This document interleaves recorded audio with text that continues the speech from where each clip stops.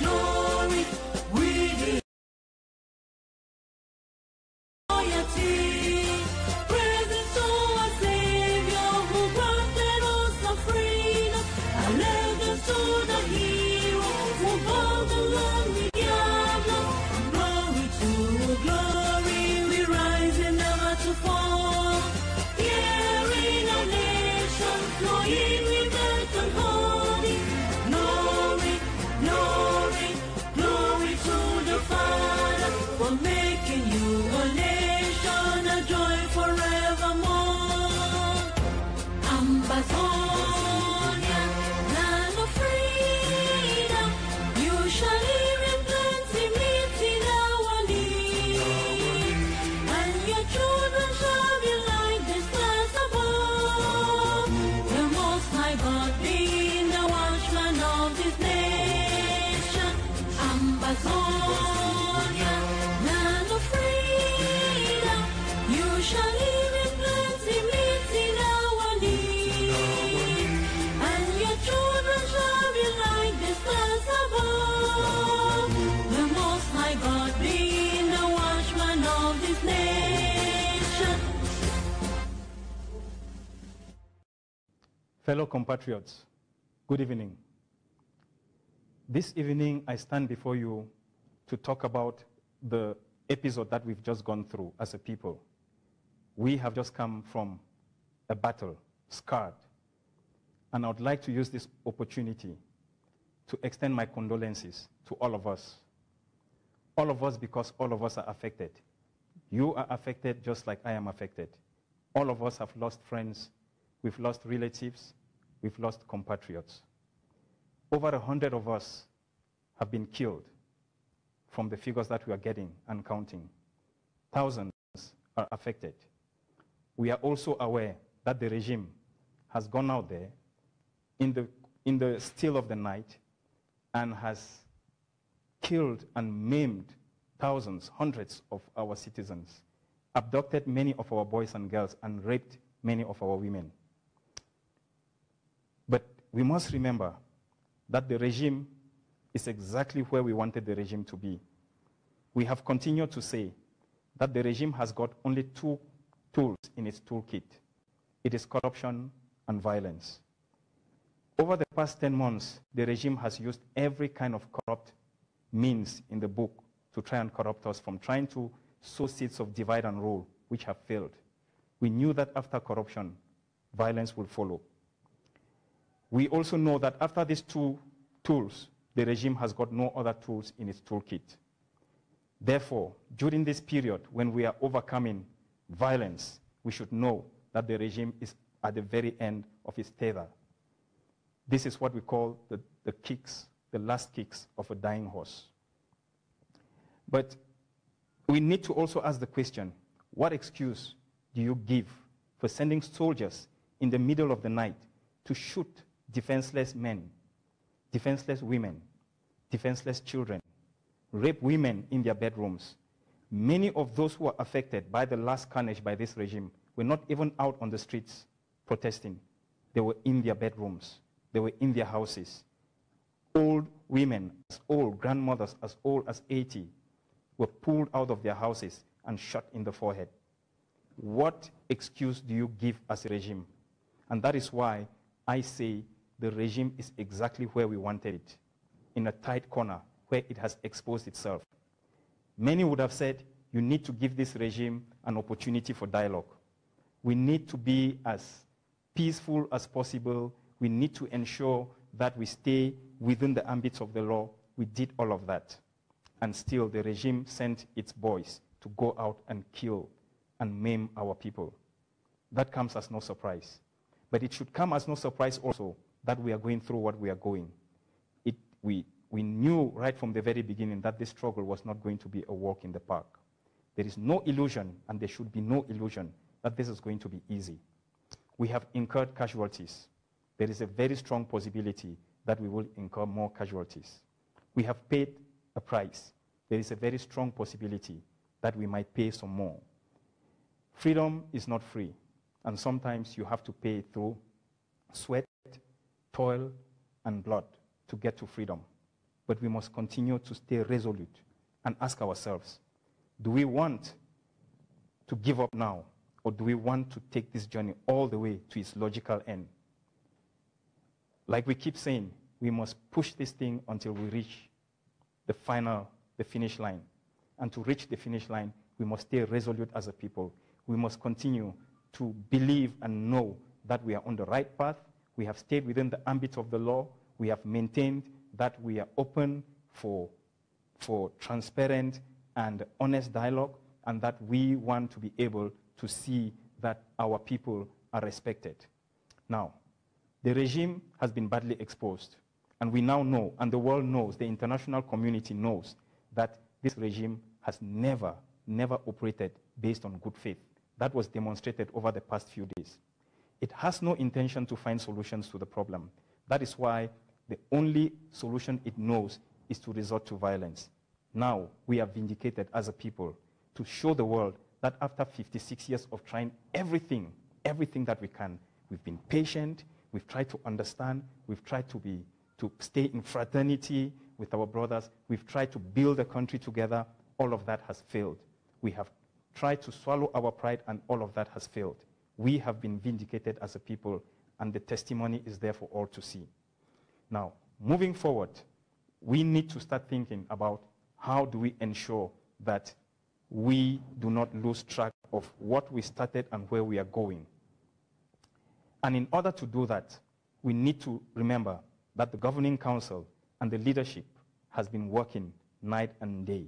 In fact, the governing council has been meeting on a daily basis to ensure that it continues to evaluate the situation and to provide guidance and to provide direction to our people. Many of the leaders of the governing council, of the leadership, health and social services, home affairs department, they've been liaising with our people back at home. They've been liaising with some of you back at home, and they've been giving you consolation, giving you advice, but also giving you a sense of direction. We also know that the chairman of the governing council has not been sleeping, because he has been spending a lot of time consulting with the international community and ensuring that the international community pays heed to our problems and to our situation. It is for that reason that we now see many countries, many governments are beginning to talk about our situation. Many of them are beginning to point to the human rights abuses, and many of them are beginning to ask the regime to pay attention and to stop the violent killing and maiming of our people. We have also seen that the United Nations has spoke out very strongly against the activities of the regime. The chairman has been busy consulting widely, and we have seen the fruits of his work. And I would like to use this opportunity to inform the House that the chairman will be coming in the next few days to address the nation and to give us exact steps in terms of where we have to go. So we must stay resolute. We must not lose faith. We must continue to be focused on ensuring that we get to the finish line. Now, before we move ahead, it is important, and as part of this address, that we carry out an assessment of where we have come from and where we are going. Now, our assessment as the governing council over the past few days has demonstrated a number of issues. The first is that there is no doubt to ourselves, to Yaoundé, and to the rest of the world what our people want. When our people stepped out on the 22nd of September in their millions and marched across the villages and the cities of the world, both internally and externally, to state very clearly what their intentions were, there was no doubt anymore in the minds of anybody what our people want. We want our independence. And as a result of the expression of this desire to restitute our independence, this was cemented on the 1st of October when our people went out and celebrated the rebirth of our independence. There is therefore no doubt that the past few weeks have actually cemented unity amongst our people. What used to be a fragmented people, thanks to the divide and rule tactics of the regime, has only helped to bring us together as a people.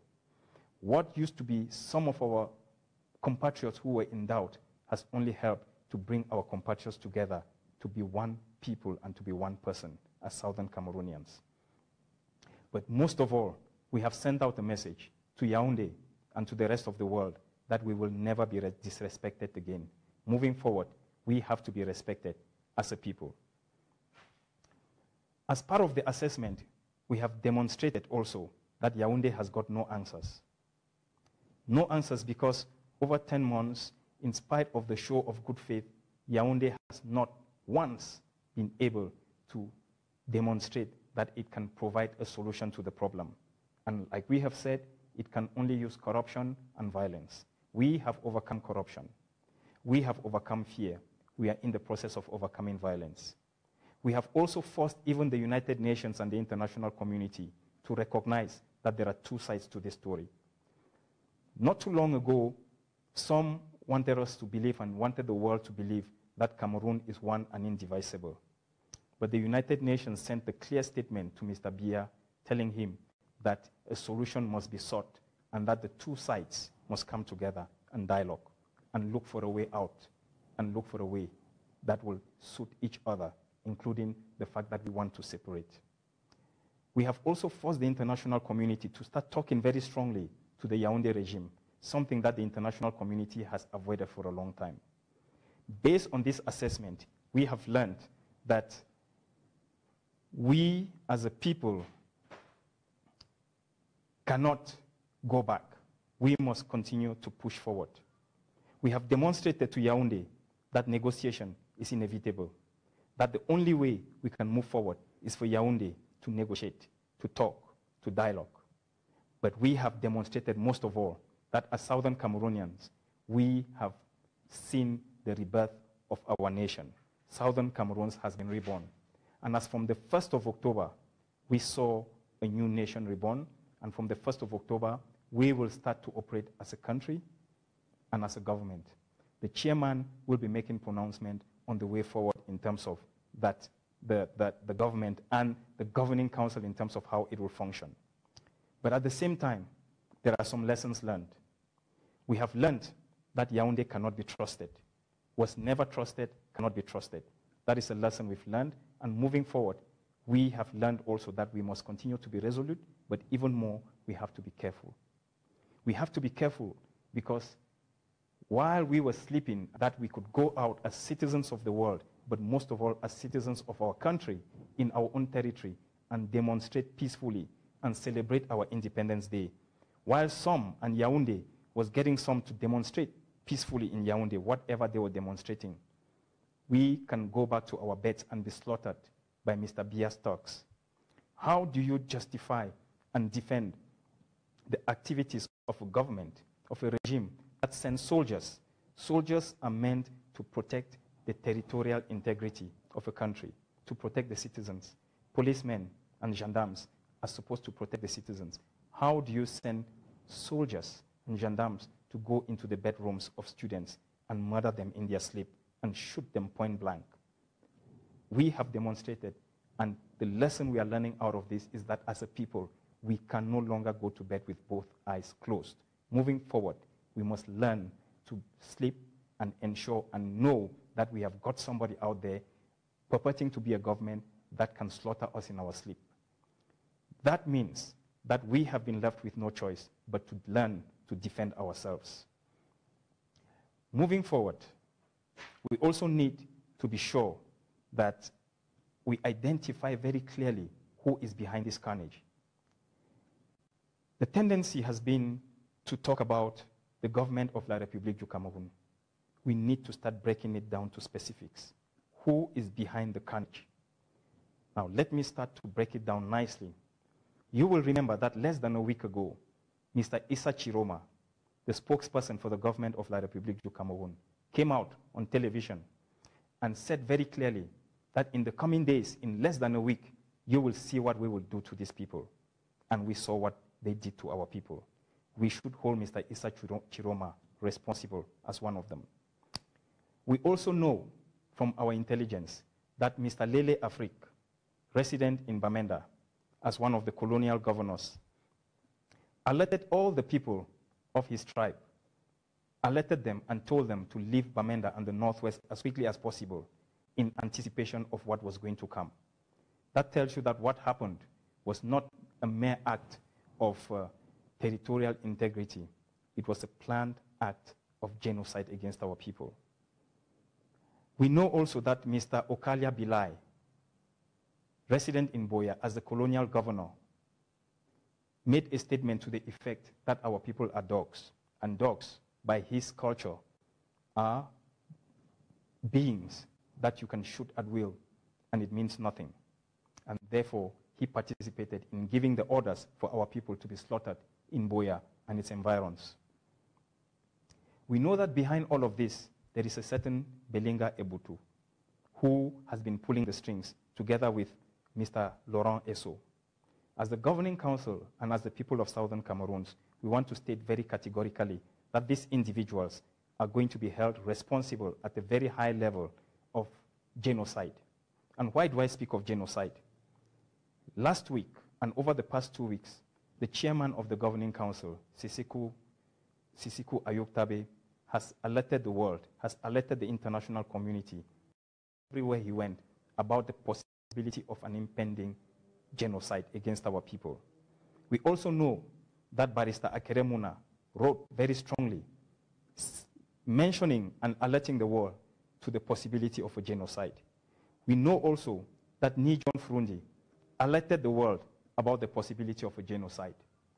While these gentlemen from Mr. Issa Chiroma and the others alerted everybody, including their citizens, that they were going to carry out a genocide, they went out of their way and they did carry out a genocide. And now we have the international community, international non-governmental organizations, international governments are beginning to say that, in fact, there was an act of genocide carried out in Southern Cameroons. As a result, and as a people, we must seek to self-preserve. It is our responsibility to protect each other, to be our brother's keeper. And as the steps that the Governing Council is making and has made over these past few days has been to fast-track the deployment of the Southern Cameroon's ambassador to the African Union, Ambassador Eyambe Elias, who has already left for Addis. Over the next few days, we will be seeing, over the next few days and weeks, Ambassador Eyambe will be knocking on the doors of the 54 members of the African Union to ensure that at the level of the African Union, we put our case and get them to start looking and putting an eye on this regime.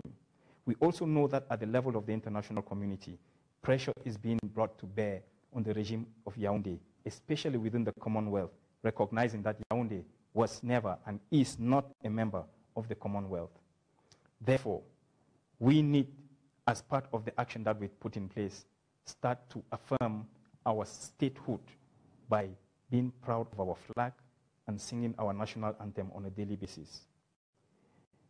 We need to also, as the Governing Council, talk about the return to schools. The Governing Council has talked long and wide and deep about what we want to do with regards to return to school.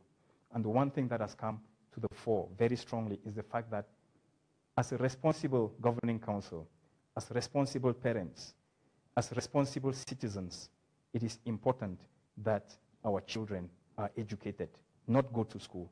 Our children get education. What we seek for our children is not going to school, but education. And as a result, we are committed to children going back to school. However, given the present atmosphere of insecurity and the fact that our towns and villages are littered with Turks who have been given the sole mandate to maim, shoot, and rape our people, the children must continue to stay back at home as the Governing Council decides what the next steps will be and exactly when children will go to school. Now, we have to commit to the security of our people and also commit to the fact that we had embarked on a journey, and that journey will have to continue. We will have to stay on track. And that means we also have to address the issue of the ghost towns. The Governing Council has thought long and deep about the ghost towns. And as of now, the Governing Council continues to maintain ghost towns once a week from Mondays until further notice and until further instruction comes from the Governing Council. Now, let us remind us all moving forward that paid a price. the price of being full, the price of fraternal, the price of wanting to build a country inclusive of our brothers east of the Mongo. Out of this price, we have learned lessons, some of which I've just elaborated, but we have also scored some victories and some gains. We also need to know that as we talk about the call for dialogue, many have sought to dialogue and they paid price. Let us start with Fon Goji Dinka, who started some 35 years ago to talk about the fact that we need to talk and dialogue about the situation of our people. He paid the price by going to jail and by being incarcerated and everything, including his very, very comfortable livelihood. We also know that Albert Mokong did the same, believed with this regime and failed. He paid the price with 7 years in jail. We know, and others like him also paid the price, either through the brutality of the government, suffering exile, and also having to lose everything. Learned and we know about the case of Chief Yamba, who was incarcerated, went through a series of torture as a result of the fact that he believed that he could dialogue and he could actually exercise force of argument instead of the argument of force. And that failed because this regime does not understand of the force of argument. More recently, we had Barrister Abo Nkongo, who tried to dialogue with this regime, and the very next day, him and others were arrested, abducted by the regime, and taken to the... Out of this long litany of leaders, we do know that this regime does not understand the argument, the force of argument. The regime only understands the argument of force. Based on this, that any kind of dialogue with the regime at this moment, on a bilateral basis, is a waste of time. Leaders. It is for that reason that the Governing Council has made very clear that any dialogue and any negotiation will only take place outside of the territory and in the presence and with the facilitated third party. The Governing Council has called on various international bodies, from ECOWAS to the African Union, the United Nations, the European Union, and others, to come on board and help with this dialogue. That is the only way we are going to have dialogue. As no citizen, no compatriot has the authority to negotiate with the regime on a bilateral basis. No compatriot, nobody has got the right of regime in the name of an Anglophone conference. We are not Anglophones. We are Southern Cameroonians. We are Ambazonians. The Governing Council chairman has also made very clearly individuals who must sit around the table when there is any kind of dialogue to take place. Some of the individuals to sit on the table include Barrister Abonkongo, Dr. Fontaine, BBC, and many others. But he has also enumerated and made very clear members of the Governing Council must be part of that dialogue, which will be led by the chairman of the Governing Council. Any other individual who goes out there and seeks to negotiate on behalf of our mandate of the people, and that person will be thrown under the bus. As a result, we need to start thinking about what we do with the immediate in the clamor over the past few days. Our people have been killed. Many of them are lying in hospitals. Many of them have got broken limbs, and many are displaced and hiding in some of the most forlorn places. Number one, we will take the next few days to mourn our deaths. That is the honorable thing to do for their sake, as martyrs of our freedom, but also because that is our culture and our tradition. The Department of Social Services is at the moment putting together a task force that will see what kind of support will be given to the family of the victims, as well as those who are still suffering from injuries incurred as a result of the brutalities of the regime. So there will be action to try and support the families of the victim. But most of all, as our company, we must take into account the fact that we have to compile data. We have to count, make sure that we count every single missing compatriot, every reason. We need to ensure that we take down the name of anybody who has been abducted by the regime. We need to supply this to the government. Over the next few days, the Department of Home Affairs will be sending to you a toll-free number to which you are going to send the names and numbers and identity of our compatriots who are missing, who may have lost their lives, or who have been abducted by the regime. This will be compiled and will be used, and the law firm Foley and Hoke, which has been pushing and advocating for us at the international level.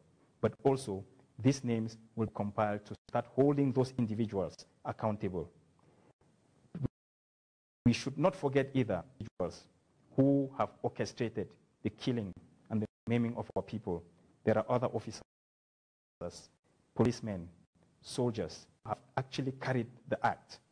We are asking our compatriots, our friends in the military, in the police, send us their identity.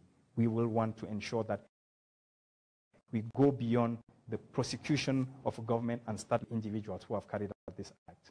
Once we start getting their names, their pictures, and their faces, we will take it and start to push to ensure that they face some kind of tribunal. We are also aware that in the course of this carnage, the regime has gone out there and has property. In fact, the regime has spent more time destroying properties over the past few days after having killed hundreds of our people.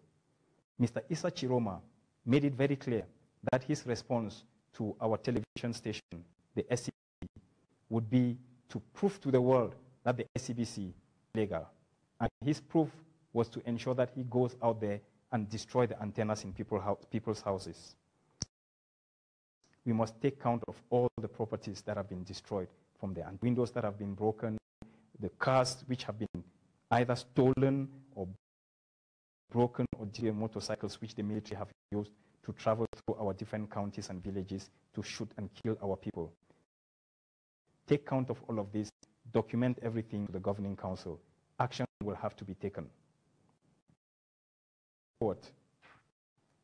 We need to take ourselves up. Every now and then when you fall, you don't fall and stay down. You rise up and you continue. And as you run the race, every now and then you will stumble.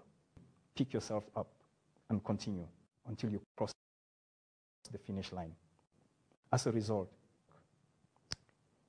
we have to continue to compile whatever information we have regarding the situation of the past few days. Take pictures. Do carry them. If you don't have access to the internet, keep them somewhere safe in time to be sent to the rest of the world so that the world can know what. Send us the names of the SDOs, the governors, the commandant, the brigade, and so on, who have been at the back and at the very back end of these acts against our people. But there is one thing that we all have to agree to, that as a way forward, we cannot turn back. The option, and turning back is not an option. Therefore, we have to continue and have to keep moving forward. Forward, what do we do? Civil disobedience is the weapon that we have used against this regime. It is a weapon that we used without carrying arms, without any weapons, without anything. We did it in grand style, and we have defeated the regime this far. We must continue to carry out civil disobedience as part and parcel of the struggle that we are carrying out. Disobedience will be to ensure that from now henceforth, we do not pay any taxes, not to the colonial governors or representatives of the regime. Payments will be made to the local councils. No taxes or payments will be made to any of the officials who are sent by the regime. As landlords, that we start to identify all the uniformed men in our houses and ensure that we do not let them continue to rent or let our houses. We must send them out. Every single representative of the regime will have to be kicked out. Civil disobedience will also not respect the toll gates where money is collected, but where our roads are not repaired. We will continue to remember that the demands that we had stand, and those demands include the immediate and unconditional release of our brothers and compatriots who had been jailed way back, as far back as October last year, but most of all, the thousands of it over the past few days. As a result, the governing council is now in plans for what will have to take place to ensure that we push the regime to release our boys unconditionally. Some of these boys are in jail. They are bleeding, suffering from pain, and they are receiving no medical treatment. We call on the international community to push so that they can get treatment and also go back to their families. We are demanding also from the government the immediate demilitarization of our territory. We demand that of all the Turks that have been sent with weapons by the regime. And like we have continued to say, and the people of Southern Cameroons believe in peaceful resolution to conflict. And this includes dialogue. But dialogue will only be that we are proposing and insisting upon, which means it will have to take place outside of our territory, in the presence and with the mediation of a credible third party. These were the three key demands that we had on the table last week. But there is a fourth one. Individuals who were behind the crimes and who are behind the crimes perpetrated against our people will have to face the wrath of the law, both nationally and internationally. Those are the four demands that we are at the table, and the chairman will be elaborating upon them as soon as possible. Now, moving forward, what we need to start anticipating the steps and game. That is the game plan. We do know that while the world is paving the way to the 21st century, we have got a regime that continues to operate, moving backwards in the 21st century. And that is why the regime is being run by people who were born and brought up in 20th century tactics of doing things. One, let us go back to the days of the Marquis treatment that was meted against the Bassas and the Bamileke. What happened to our people over the past few days is examine back to 20th century approach to resolution of conflict. Carry out in a heavy-handed manner violence against the people, sow an atmosphere of intimidation and fear, send as a result of the intimidation carrot, and then give the carrot. So is the stick, and that our people have been taken through this period of the stick where they've been dealt a very heavy blow. We also know that the regime at the moment is now planning on the carrot, and the carrot it will call some kind of internal resolution to the problem. We know that as a result of the internal dialogue, the regime is planning some kind of cosmetic solution to the problem. If we go back to what was done to the UPC leaders, an atmosphere of intimidation was sown within the communities of the Bamileke, and then leaders were handpicked who did not represent the aspirations of the people, and shown to the world as being the people who would lead and govern. We do know these same old tricks. Based on that, we should look out and ensure that the regime does not continue to play the same games. The old tactics of the 20th century cannot work in the 21st century. What the regime fails to understand is that our people are far more educated than the people, including ours, cities. What the regime forgets is that our people have been pushed to the periphery to the point where they have built a powerful diaspora.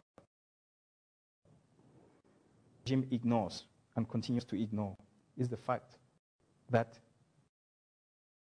our people have known the kind of unity that was never known before.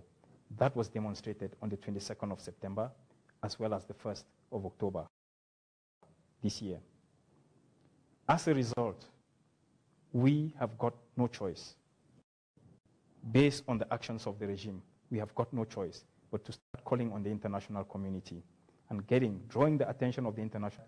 Our boys, our men, our women, our sisters cannot continue to let themselves be shot at point blank, killed in their sleep, abducted in their thousands, and jailed in cells that are so small that our people are. As a result, we have got no choice and no option but to learn to defend ourselves. We are therefore calling on everybody, all our community members, to start being vigilant, to start community little groups, instill ways of communication beyond the social media, ensure that you tell your local authority, and in this case, as part of our civil disobedience, we will ensure that we do not report to any of the members or the Mr. Bia. We want to ensure that from now henceforth, our people are administered by themselves, and the only authority that can come beyond that of our chiefs and our coming from the governing council. We must learn to be vigilant, defend ourselves, continue to document, continue to maintain the rapport with the international community, not forget that we've got a strong diaspora community that is working very hard and around the clock to ensure that we support our people. Continue to remember that the governing council has not slept a wink, but that the members of the governing council are meeting on a daily basis and ensuring and looking for ways to support our people back home. We must continue to remember that as victims, as survivors, and as people, we will stand with each other, and support will be coming from our brothers and sisters from across the world. Over the past few days, the different countries, the 13 countries of Europe that form the governing council, those in Africa and the Americas, have come together, and they will be constituting and putting together the means and the ways to ensure them. We will ensure that support is given to those in hospitals. We must continue to remember that regardless of what happens, we must stay the course. And lastly, we must have just defeated the Yaoundé regime. What the Yaoundé did over the past few days were the last kicks for dying us. After that kick, and even as we go through this dark period, we mustn't forget that at the end of the tunnel, there is the light. We must remain resolute and strong, and we must continue to forge forward. There is no doubt that while this journey might be long, the journey will soon come to an end. Thank you very much. Have a great evening.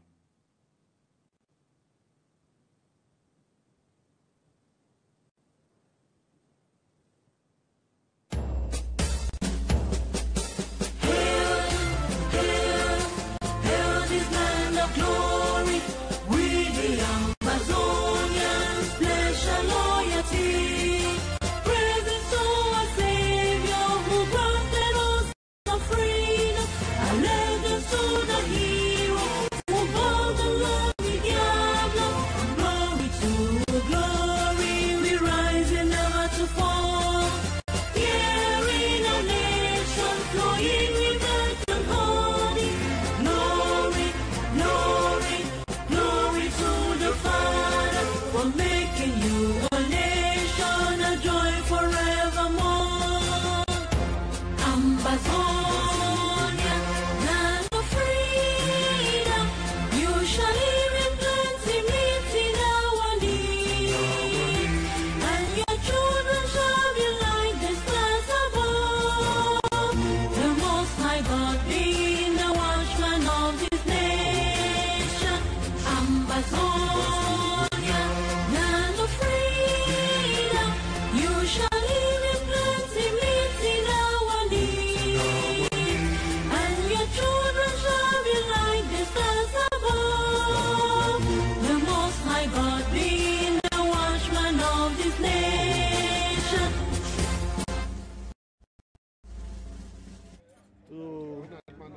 commence the commemoration of Ambazonian independence. Ambazonia, oh yeah. Dr. Njombe. Oh yeah. Oh yeah. My brother, Dr. Njombe, what do you have to tell people who are still on their way? You're already here, and what's going on? The excitement is high. The people should come so fast so that we can start celebrating, because the day 24 hours is too small today. And I wish the people back home success in whatever endeavor they are engaging themselves in. They should celebrate the day. This is the day all Southern Cameroonians, both at home and in the diaspora, should rejoice. And we thank God Almighty for the great work He has blessed Southern Cameroonians this day. You couldn't say more, Doctor. That's absolutely true. We have with us here our pastor all the way from Pretoria. A word to the Ambazonians. I mean from Devon, sorry. All the way from Devon. Yeah. Any word to the Ambazonians, Pastor? Thank you so much, brother. It's an honor. It's a privilege. I'm so elated. I'm so happy. I can't express my joy for this day today. This day today it's a new birth. It's like a new birth. You know, it's like a marriage day. It's like it's every kind of beautiful event that you can ever think of. You know, and I don't have words to express because I'm so happy. I'm so happy that I've lived to see this day, to declare our independence, to restore it and celebrate it. So I'm so elated, and my heart goes to the people back home who are doing a great job. They have defied all odds. They have defied fear, has said his prayers, and they are standing up like one man. I just want to say thank you, and God bless us as we take this country forward to a greater height, to a greater destination. Thank you so much, Pastor. I mean, you mean business. My brothers and sisters, the beg will we, as we come for years, so we kind of cry this by, will not be the governing council. And go back when I say, we now wait, we now listen for wait the leader they go put together, they go tell we make we do about the die. I will sure we the mammy, they will also work with them for back for find out wait till they happen, because will not be just she don't wait me to take forever. And I will advise every single person, say, every leader owe you the responsibility to talk to you. If you be hurt and you want to hear something, pick up your phone, call your leader, ask them, say, wait till they happen. No run for groups, the vex, the crush people,